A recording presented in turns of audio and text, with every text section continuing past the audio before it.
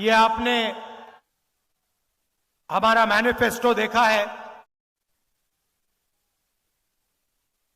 ये हमारे मैनिफेस्टो के 5 सबसे बड़े वायदे हैं। और अगर आप देखेंगे,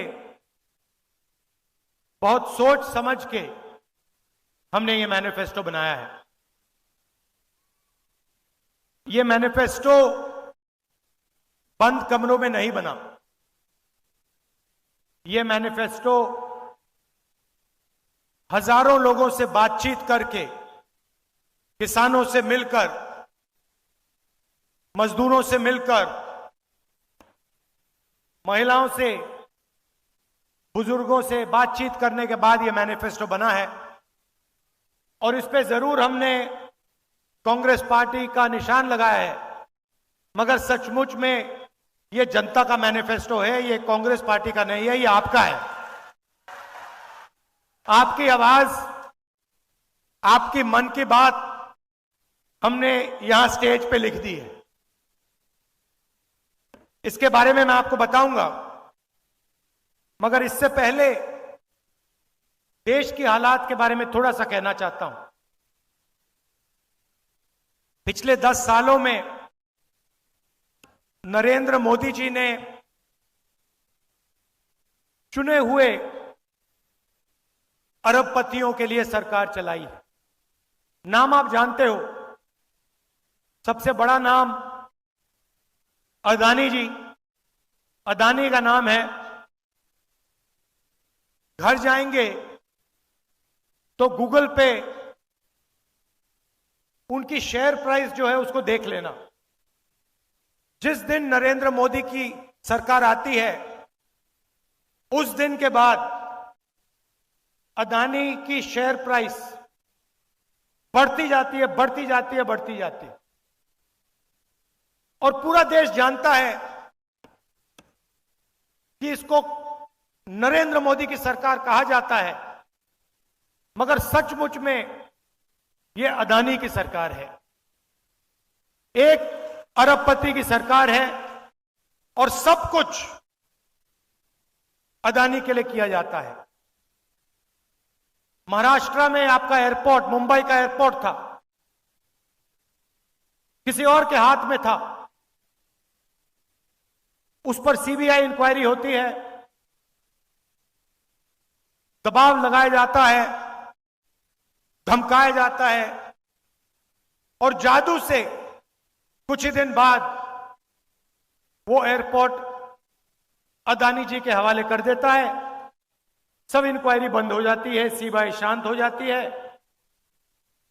अदानी जी महाराष्ट्र का सबसे बड़ा एयरपोर्ट चलाते हैं। और ये सिर्फ एयरपोर्ट के साथ नहीं हुआ है, ये पोर्ट्स के साथ हुआ है। हिंदुस्तान के सारे पोर्ट्स इनके हाथ में हैं। इंफ्रास्ट्रक्चर के साथ हुआ है। पुल बनते हैं, सड़कें बनती हैं,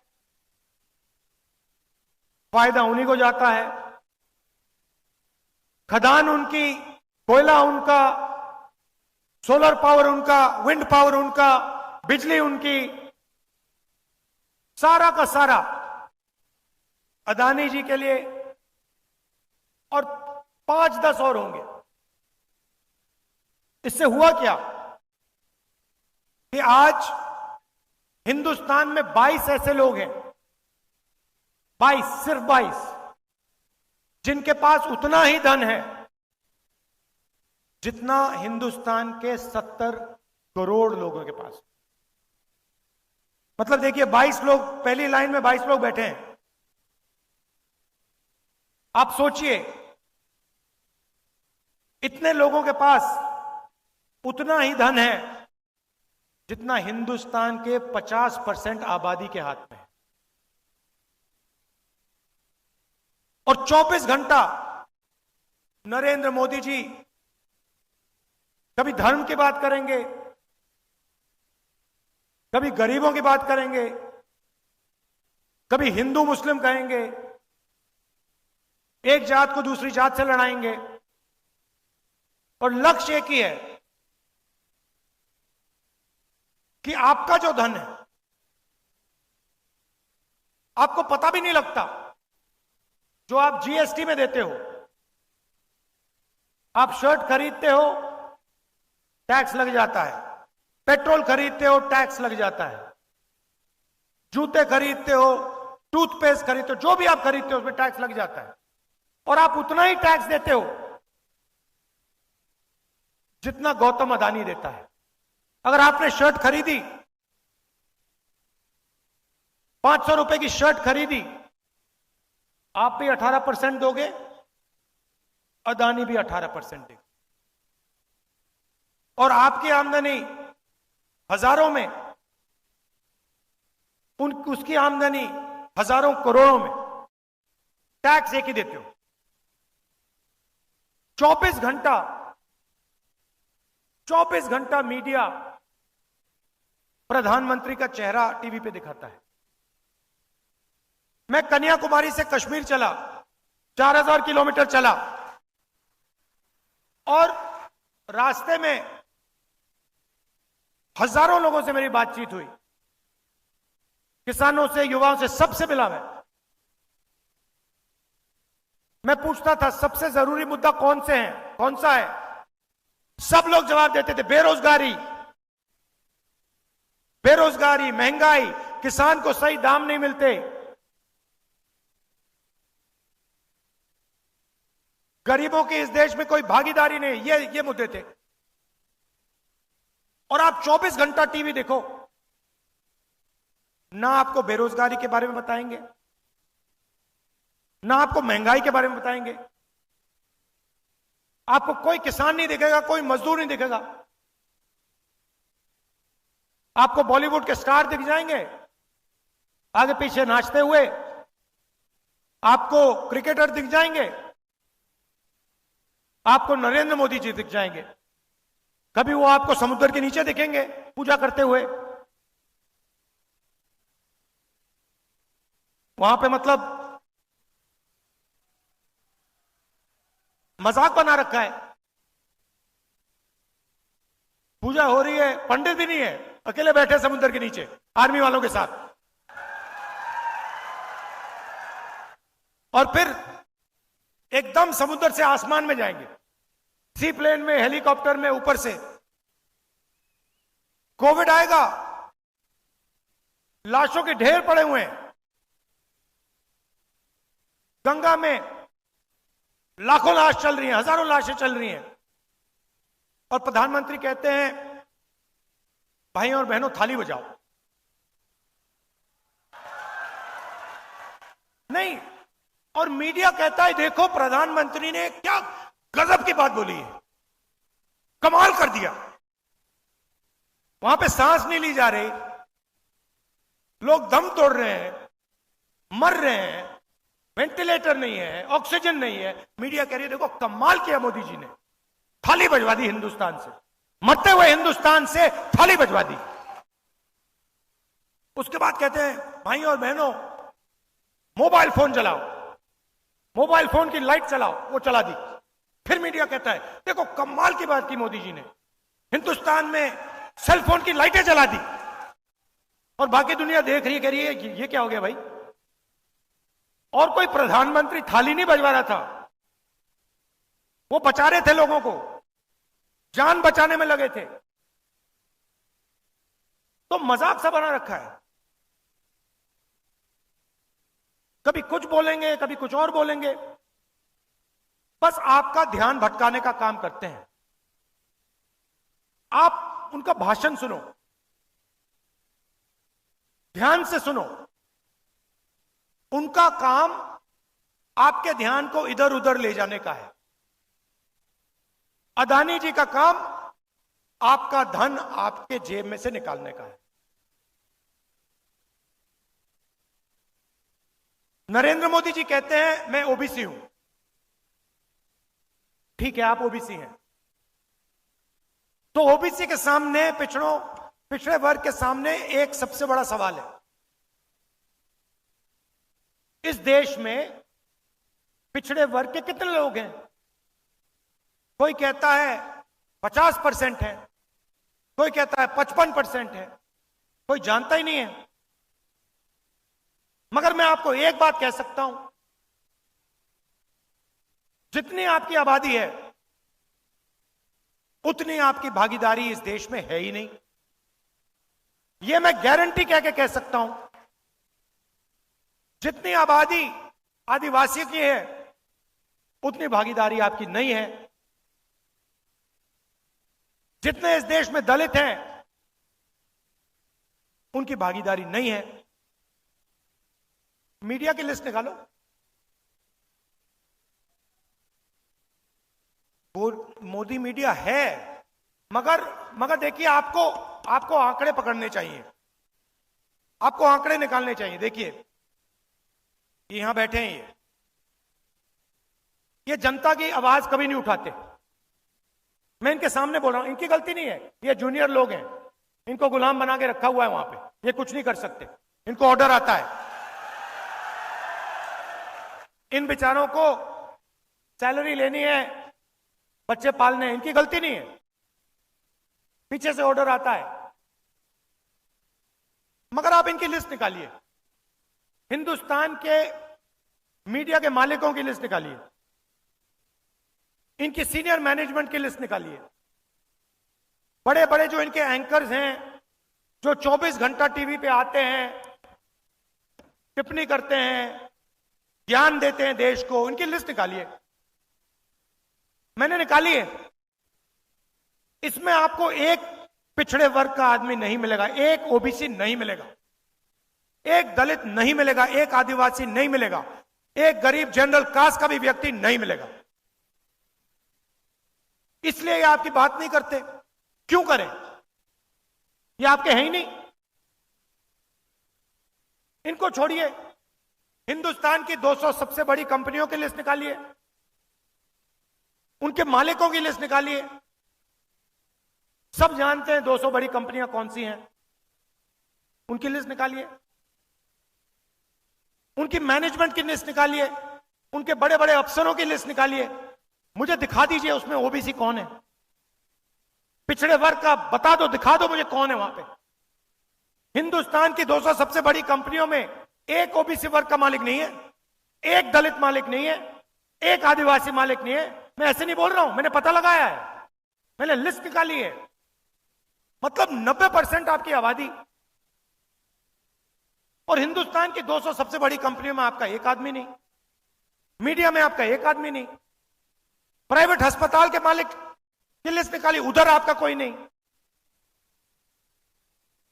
सबसे बड़े कॉलेज यूनिवर्सिटी इनकी लिस्ट निकाले, उधर आपको नहीं मिलेगा। अब आप कहोगे भैया ये तो हमारा काम नहीं है, तो फिर ठीक है, हिंदुस्तान की सरकार को 90 अफसर चलाते हैं, बजट बढ़ता है, महाराष्ट्र को पैसा आता है, तमिलनाडु को पैसा जाता है, सड़कों में लगाया जाता है, डिफेंस में जाता है, बजट को 90 लोग बांटते हैं, 90 आईएएस अफसर हैं, लाखों करोड़ रुपए वो बांटते हैं, डिसाइड करते हैं कहां जाएगा, आपके बच्चों की शिक्षा में कितना जाएगा। 90 नाम में से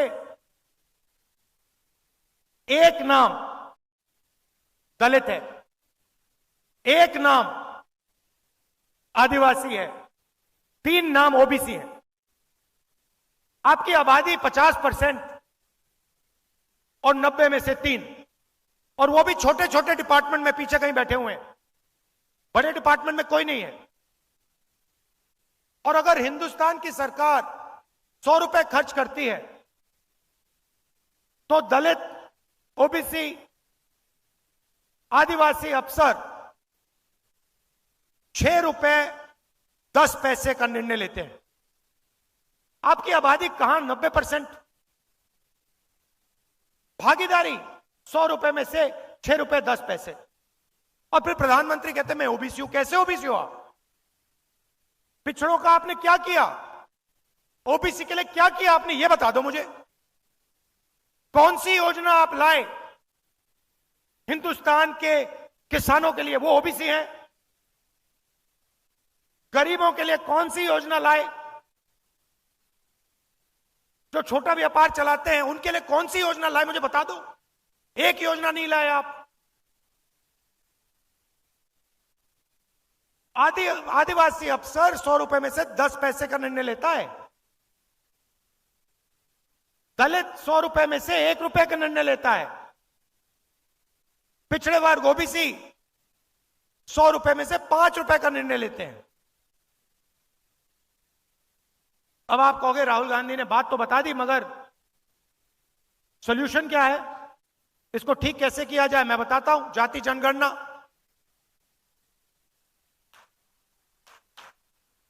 किसी को चोट लगती है, सबसे पहले डॉक्टर कहता है भैया एक्सरे करो, 1 मिनट में पता लग जाता है। तो हमारा पहला वायदा सरकार बनने के एकदम बाद जाति जनगणना, इकोनॉमिक सर्वे, संस्थाओं का सर्वे कि हिंदुस्तान का धन किसके हाथ में है, कितना धन पिछड़े वर्ग के हाथ में है, कितना दलितों के हाथ में है, कितना आदिवासियों के हाथ में है, कितना गरीब जनरल कास्ट के हाथ में, कितना माइनॉरिटीज के हाथ में। हिंदुस्तान की संस्थाओं में ओबीसी कितने, दलित कितने, आदिवासी कितने, कहां, कौन सी पोजीशन पे, जाति जनगणना से यह सब पता लग जाएगा। और क्रांतिकारी काम है। देखिए, हम आपका टाइम जाया नहीं करते हैं। कांग्रेस पार्टी आजादी के लिए लड़ी, हरी क्रांति, सफेद क्रांति, कंप्यूटर रेवोल्यूशन, बैंक नेशनलाइजेशन, ये काम हम करते हैं आपके लिए, आपके साथ मिलके। तो ये क्रांतिकारी काम है। इसके बाद दूध का दूध, पानी का पानी हो जाएगा, सबको पता लग जाएगा भागीदारी किसकी है, कितनी है, कहां है। तो ये पहला कदम है। दूसरा कदम, यहां पे महिलाएं आई हैं। आप देश के भविष्य की देखभाल करती हो और आप डबल काम करती हो। आप जॉब भी करती हो और आप घर भी चलाती हो, बच्चों की भी देखभाल करती हो। करती हो नहीं करती हो? मगर इसके लिए आपको कभी सही कॉम्पेंसेशन नहीं दिया गया। सही बात है ना? आप जाके जॉब करते हो, आप पुरुष हो, आप जाके जॉब करते हो, आपको सैलरी मिलती है। आपकी बीवी घर में काम करती है, वो भी जॉब करती है, जॉब के लिए उसको सैलरी मिलती है, मगर जो घर में काम करती है उसके लिए उसको कुछ नहीं मिलता।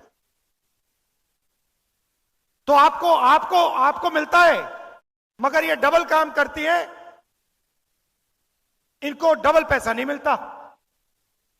तो ये बातचीत हमने कांग्रेस पार्टी में की और हमने निर्णय लिया कि देखिए, जो महिलाएं हिंदुस्तान के भविष्य के देखभाल कर रही हैं, जिनको उसके लिए कॉम्पेंसेशन नहीं मिलता है, पहली बार दुनिया में कोई भी सरकार क्रांतिकारी काम करने जा रही है। हिंदुस्तान के सारे गरीब परिवारों की हम लिस्ट निकालेंगे। जो भी गरीबी रेखा के नीचे होंगे, सारे परिवारों के हम लिस्ट निकालेंगे।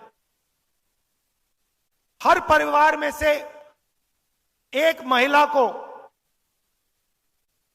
हम चुनेंगे और उस महिला के बैंक अकाउंट में साल के 1 लाख रुपए आपकी अगली सरकार डाल देगी। हर महीने ठकाठक 8,500 रुपए आपके बैंक अकाउंट में। 1 तारीख को आप उठेंगी, बैंक में जाएंगी और देखेंगे कि भैया 8,500 रुपए सरकार ने आपके बैंक अकाउंट में डाल दिया। और ये कोई तोहफा नहीं है, गिफ्ट नहीं है। ये मत सोचिए कि ये गिफ्ट है। जो आप हर रोज घर में करती हो, मदद करती हो, बच्चों की देखभाल करते हो, हिंदुस्तान के भविष्य की देखभाल करते हो, इसके लिए आपको पैसा दिया जा रहा है। अगर नरेंद्र मोदी ने 22 लोगों को 16 लाख करोड़ रुपए दिए हैं। 16 लाख करोड़ रुपए मतलब 24 साल का मनरेगा अदानी की सरकार ने 22 लोगों को पकड़ा दिया। 24 साल का मनरेगा। तो हमने डिसाइड किया है जितना उन्होंने 22 लोगों को दिया है उतना हम हिंदुस्तान के गरीबों को उठा के दे देंगे। तो हर महीने पहले तारीख को करोड़ों महिलाओं को बैंक अकाउंट में 8,500 रुपए, साल के 1 लाख रुपए कांग्रेस पार्टी की सरकार, इंडिया की सरकार देने जा रही है। अब सबसे बड़ा मुद्दा बेरोजगारी का। मोदी जी ने कहा था 2 करोड़ युवाओं को रोजगार दूंगा, कुछ नहीं किया। उल्टा नोटबंदी की, गलत जीएसटी लागू कर दी, अग्निवीर दे दिया और जो रोजगार बनता था वो भी खत्म हो गया। तो दो चीजें तो मैं पहले ही कह देता हूं। ये जो इनका अग्निवीर का स्कीम है, आते ही हम इसको रद्द कर देंगे, खत्म कर देंगे। क्योंकि हमें 2 तरीके के शहीद नहीं चाहिए। एक शहीद जिसको सरकार पेंशन देगी, उसको शहीद का दर्जा मिलेगा, उसके परिवार की रक्षा होगी। और दूसरा अग्निवीर शहीद जिसके परिवार को कहा जाएगा कि तुम्हारे बेटे को या बेटी को हम शहीद का दर्जा नहीं देंगे, तुम्हें कॉम्पेंसेशन नहीं मिलेगी, तुम्हें पेंशन नहीं मिलेगी। यह बिल्कुल गलत है। अगर 2 युवाओं ने देश के लिए अपना खून दिया तो दोनों के साथ एक जैसा बर्ताव होना चाहिए। इसीलिए हम अग्निवीर स्कीम को पहले दिन आके खत्म करेंगे। और भाइयों और बहनों, एक बात समझिए, यह स्कीम आर्मी नहीं चाहती। यह स्कीम आर्मी ने नहीं मांगा। यह स्कीम प्रधानमंत्री के ऑफिस ने बनाया है, उधर से बना है। प्रधानमंत्री ने यह स्कीम लागू की है। प्रधानमंत्री के ऑफिस ने सेना को कहा है कि तुम अग्निवीर बनाओ। और हिंदुस्तान का कोई युवा ऐसा नहीं है जो अग्निवीर चाहता है। पहले रिक्रूटिंग सेंटर्स होते थे, वो सब बंद पड़े हैं, कोई नहीं जा रहा वहां पे, क्योंकि सब जानते हैं अग्निवीर बनेंगे, पेंशन नहीं मिलेगी, शहीद का दर्जा नहीं मिलेगा, कैंटीन नहीं मिलेगी। तो सबसे पहले इसको रद्द करेंगे। दूसरा काम, ये जो इन्होंने गलत जीएसटी लागू की है, जिससे छोटे व्यापारी खत्म हो गए हैं, स्मॉल मीडियम बिजनेस खत्म हो गए हैं। ये 5 अलग अलग टैक्स, दलाली वाली जीएसटी, एक्सटॉर्शन वाली जीएसटी, इसको हम बदलेंगे। एक टैक्स होगा, कम से कम टैक्स होगा। और जो हमारे किसान हैं जो आज टैक्स दे रहे हैं, उनकी बात मैं थोड़ी देर में कर रहा हूं, मगर कम से कम टैक्स होगा और एक टैक्स ब्रैकेट होगा। 30 लाख सरकारी वैकेंसीज हैं। 10 साल में नरेंद्र मोदी जी ने इनको नहीं भरा। 30 लाख वैकेंसी हम भर के आपको पकड़ा देंगे।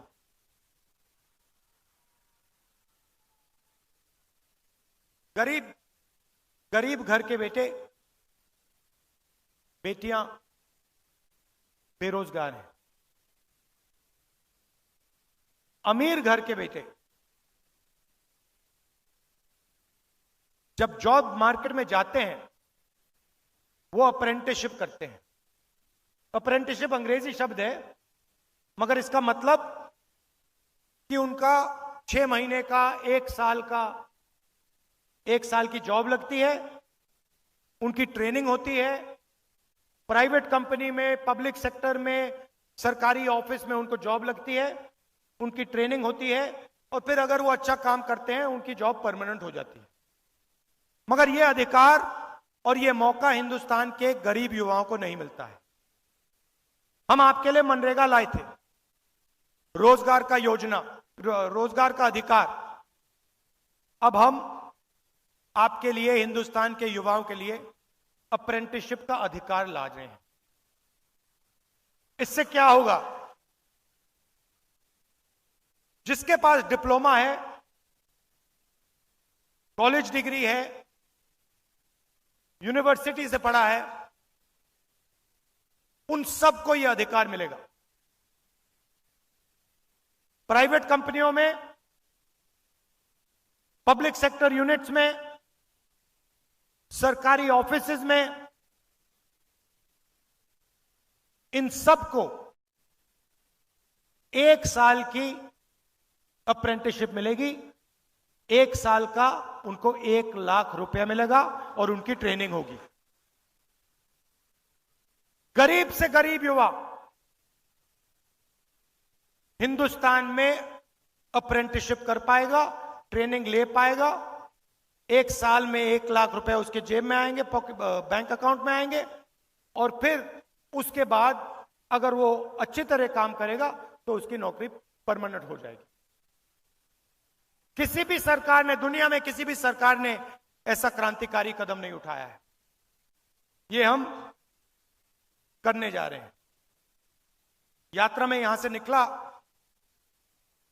बहुत सारे युवाओं ने कहा हम पढ़ाई करते हैं, एग्जाम से 1 दिन पहले पेपर लीक हो जाता है, बेईमान लोग फायदा उठा जाते हैं, हम देखते रह जाते हैं। तो हम एक नया कानून लाएंगे, पेपर लीक के खिलाफ कानून, सख्त कार्रवाई होगी, और जो भी पेपर लीक करवाएंगे उनको हम जेल में डाल देंगे। और आजकल जो फैशन बनाया है मोदी जी ने कि प्राइवेट संस्थाएं, प्राइवेट कंपनीज एग्जाम दिलवा रही हैं, इसको हम बंद करेंगे। कोई प्राइवेट कंपनी एग्जाम नहीं दिलवाएगी, सरकार एग्जाम दिलवाएगी, सरकार एग्जाम मार्किंग करेगी, टेस्टिंग करेगी। मैंने किसानों की बात की। पूरे देश में किसान उदास है, डरा हुआ है, और किसान, किसी भी किसान से बात करो 2 चीजें कहता है। एक सवाल कि राहुल जी, अरबपतियों का कर्जा माफ हो जाता है, उनके पास पैसे की कोई कमी नहीं है, मगर हमारा कभी कर्जा माफ नहीं होता, क्यों नहीं? और दूसरा, प्राइवेट कंपनियों को उनके प्रोडक्ट के लिए सही दाम मिलता है, मगर हिंदुस्तान के किसान को सही दाम कभी नहीं मिलता, क्यों? ये 2 सवाल हजारों किसानों ने मुझसे पूछे, यात्रा में पूछे, हर रोज, राहुल जी ये क्यों हो रहा है? तो मैं उन किसानों से कहना चाहता हूं, हमारी सरकार आएगी तो ये नहीं होगा। सबसे पहले जैसे हमने आपका कर्जा माफ किया था, हम फिर से हिंदुस्तान के किसानों का कर्जा माफ करेंगे।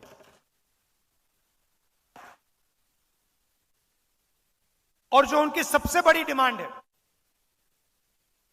हिंदुस्तान का हर किसान कह रहा है कि हमें कानूनी एमएसपी चाहिए, कानूनी मिनिमम सपोर्ट प्राइस चाहिए। वो हम हिंदुस्तान के किसानों के लिए करने जा रहे हैं।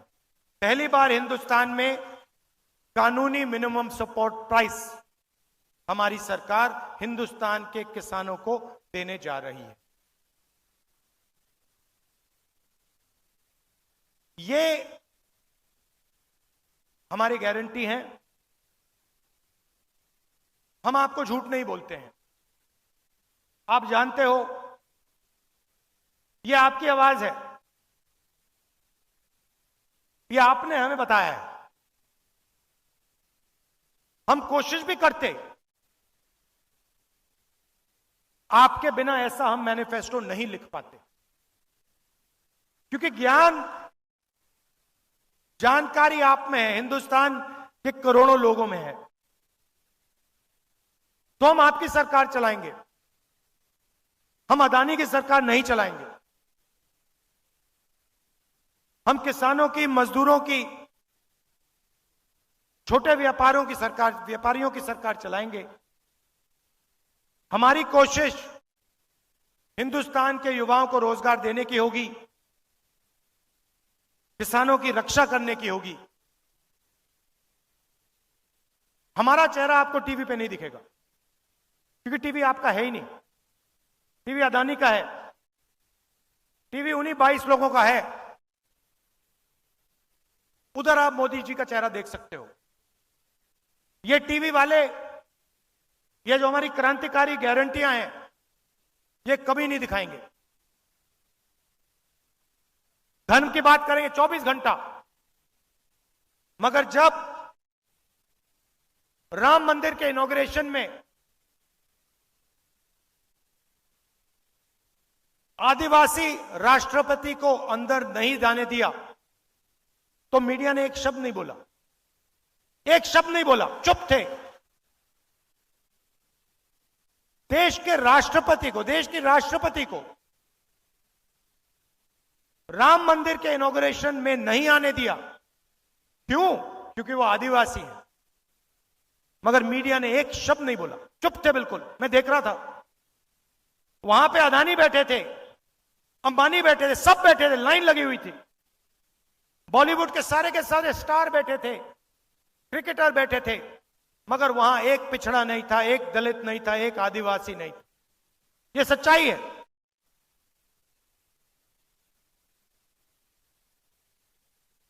और इन 5 में से हिंदुस्तान के लिए सबसे जरूरी, हिंदुस्तान के भविष्य के लिए सबसे जरूरी जाति जनगणना है। क्योंकि इससे जो आपके साथ धोखा हो रहा है, जो आपको झूठ बोला जा रहा है, वो सबके सामने आ जाएगा। प्रधानमंत्री कहते हैं कि ओबीसी की सरकार है, गरीबों की सरकार है। नहीं, गरीबों में नहीं है, ओबीसी की नहीं है, दलितों की नहीं है, आदिवासियों की नहीं है, गरीब जनरल कास्ट की नहीं है, 22-25 लोगों की है। हमारी सरकार ये 5 काम आपके लिए करके, गारंटी करके, मैं यहां कह रहा हूं, ये हम आपके लिए करके दिखा देंगे। आप सब आए, इसके लिए आप सबको दिल से धन्यवाद। नमस्कार, जय हिंद।